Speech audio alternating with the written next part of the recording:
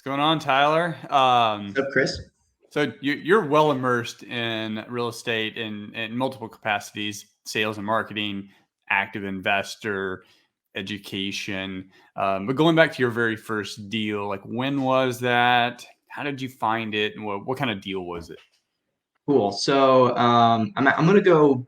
I'm gonna go to the first deal that I got under contract, not the first one I closed, because between the time that I got the first one under contract and closed it, we had already done quite a bit in revenue between there because of how intense the deal was. But so my first contract came from $10,000 of direct mail that I had sent out here in Fort In Walton one Beach at the batch, time. or that Huh? was over a period of time? No, just one time. Boom, drop 10 grand. All right. Just dropped 10 grand. In fact, I didn't do it in the right way when it comes to how I spent the money. At the time, I was a government employee still, traveling 50% of the year, and they have this card that they give you, for travel, and I traveled a lot. And I'm not going to say what I did with the card, but nevertheless, I didn't have the money for direct mail, and I found the money. I sent it out, and I didn't get anything from this direct mail for about 3 months or so. I'm traveling. At the time, I was in Beale Air Force Base in California, I think is what it was called. And when I sent out this direct mail campaign, I used CallRail tracking number, and the base from my hotel was about an hour drive every morning, plus work time was 12, 15 hours, and then get home. So it was like a good gap of time. And I'm like itching the whole time, at work, wondering, did I get any calls coming in? Whole time I was there for 3 weeks, not one phone call came in. That had to have been incredibly stressful. Oh, it was, especially, since I was basically borrowing the money on the government's dime, right? And that's not legit, and I don't recommend it whatsoever. And I'm like, dude, I got to get a deal from this. I heard that, people sent direct mail, they get calls in, and they get, contract right away almost, from everything I Googled. And so I got back home, went to the post office, and they had just a bucket full of mail for me. And I was like so demoralized because I was like, that's like at least $3,000. Yeah, all return mail. My post office box itself was full, which was like one of the medium-sized ones or whatever. And then they had an additional like yellow and white bin that they handed me. And I was like, what in the hell could I have done wrong, for this to happen? And right there, I was like, I'm no longer ever sending direct mail. It just doesn't work. And that's not true, by the way. Anyway, let's fast forward. I had paused real estate for a little bit just to learn and implement and build systems in place, which I don't necessarily believe someone has to do, but it worked for me with what I was, my travel. Ended up getting a phone call in at like 7 o'clock at night. It had just turned dark out here in Florida. And this was it was 2017. Mm-hmm. And so just turned dark. I got this phone call, and it's like, I couldn't understand a lick of what this guy was saying. It was like the most Southern of Southern mixed with Southern, tall boys. Like I couldn't understand anything. And so I call him back, and he picks up, and it's broken. I'm getting like a word every now and then. And I basically said, can I come over now? And he's like, yeah. And I guess, okay, like I got confirmation I can come over. But I can't understand anything he's saying. I asked him the address, and I kind of had it. I'm pretty sure I had it. He said, come in through the back door. And I basically through Google Maps, I was okay, I have the right place. Drove over there, had to got my buddy to come with me because, it's like dark out and going in the middle of nowhere. Yeah. So we believe in carrying here in Florida. So we did such. And so bring back up and go to the back door, and it's like cracked open. And I mean, from the street, you can just smell something coming from this void of what was a house. There's a lot of Lifetime movies that start this way. Yeah, exactly. And I was like, this is weird, man. I don't know if I'm going. The first thing I thought of was like, okay, did this guy just call me? Because I've heard of some stories where people will call people before they do bad things, like either to themselves or whatever. And like this was playing out to me, that scenario, because I open up I kind of like push the door open a little bit, and there's this old man sitting in this chair, toppled over like this. And I just see it in Florida, I'm pretty sure everywhere, that typically if you don't have like AC or coolers or anything, you put a styrofoam cup paper in it, another styrofoam cup, and then your tall boy in it to keep it nice and cool, like an insulator. And there was one of those sitting there. A tall boy's a large beer for anyone that don't know. And it's sitting there. And I'm like, the TV's blaring. I'm yelling at the top of my lungs, like trying to get a hold of this guy, and he's not answering. So I like start walking in, and I'm like waving my hand, trying to figure out if like something's wrong. And all of a sudden he hops up like this, and just this big old smile goes on his face, and he like stumbles over a little bit and is like, "Hey." And I'm like, "Hi, are you so-and-so?" And so anyway, that was the introduction to that.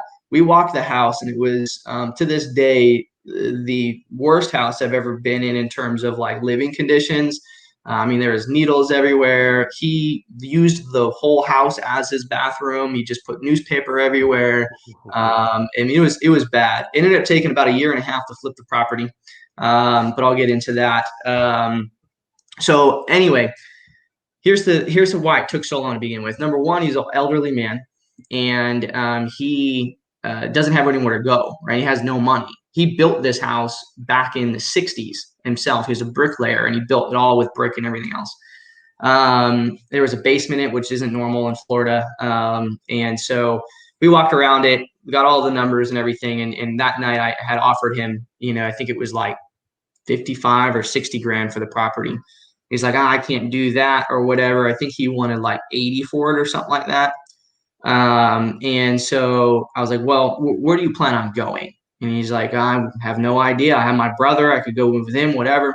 I was like, well, figure that out. I can't sign with you right now anyway because you're hammered. Like like I'm not gonna like number one, you're old and I can't take advantage of elderly. There's a lot of legal implications there. Number two, you're hammered. I can't like do anything with you. I literally to get outside the house, I had to hold him to get him out to like have a conversation with him because it was just so smelly inside. We didn't want to like stay inside. The pantry of this place, when you opened up the door, there's cans of food. The bugs, like if you lifted up a can, came up a few inches and there was like a ring from the butt. It was just so bad. And so anyway, a few days later, got under contract, had him meet me somewhere to verify he's sober, had a witness with me. We got a signature on a contract. And I was like, hey, cool. Now we got to figure out what the next steps are here because I want to make sure that you have somewhere to go that's a bit better, more stable, because you should not be living here, especially in your condition. And so I did the stupidest thing that I will never, ever do again. And I bought a house in Crestview, Florida, for him before we closed on the house that he could move into so I could buy the house. And I didn't do it in a way that wasn't avoiding any risk. It was a lot that had 2 houses on it that I bought for 40 grand. One house we sold to him for 35, I believe, and the other house I sold to somebody else for 40 grand. So I actually made money from that deal. Mm-hmm. But the problem is that it took another 4 months to close this other deal before I even recouped that difference. Yeah. And 2 weeks before closing, he was like, I don't think I want to do this anymore. I'm like, I don't think I have a choice at this point. Like you need to move forward. I got 35 grand still sitting in this house that I bought for you with no agreement in place or anything like that. Nevertheless, I made 15 grand from that actual house, 10 grand up front on a wholesale to a friend of mine locally that I was like, yo, this is like beyond me. You can take this. I think they might have regretted that a little bit. It turned out beautiful, great portfolio property as far as like, images on how good they are at flipping, but not a great experience. Yeah. And I made 5 grand on the backside. Yeah. So that was my first deal. It came from a direct mail piece. That's a hell of a story though. Cause now, and this is what I tell folks, like if you're getting started out, like, and if it's a hairy deal now, whether it's you're wholesaling, flipping, you're doing like commissions, like representing clients, like if you can get through that, it'll probably be a long time, if ever, before you top it. You'll have other weird situations and challenging deals, but it's gonna be a while before you actually top that. So sounds good. What are you doing now, and how can folks reach out to you? Yeah, so now we do kind of a similar process, except for we spend money on direct mail last, except for our farm markets being agent as well. I'm an agent underneath you actually in EXP somewhere, I'm pretty sure, Chris. Mm-hmm. So basically what we do is we have a full service kind of operation. We start with the cheapest marketing first, reaching out to people in one-off prospecting in our niche farm locations locally. And then if we can't reach anybody, we send direct mail to those individuals, and any return mail we really focus really heavy on. So we have a sequential marketing thing. And my real estate company side, and then the most of my time's done at REI SIF with all of our users in the education space and stuff like that, teaching people that process and how to implement it in our product. And other than that, I've just been trying to like relax and chill and spend more time. I have a baby that just came out 2 or 3 months ago. So I've been trying to, chill a little bit more and buy more properties, more rentals, invest in more things, diversify my portfolio.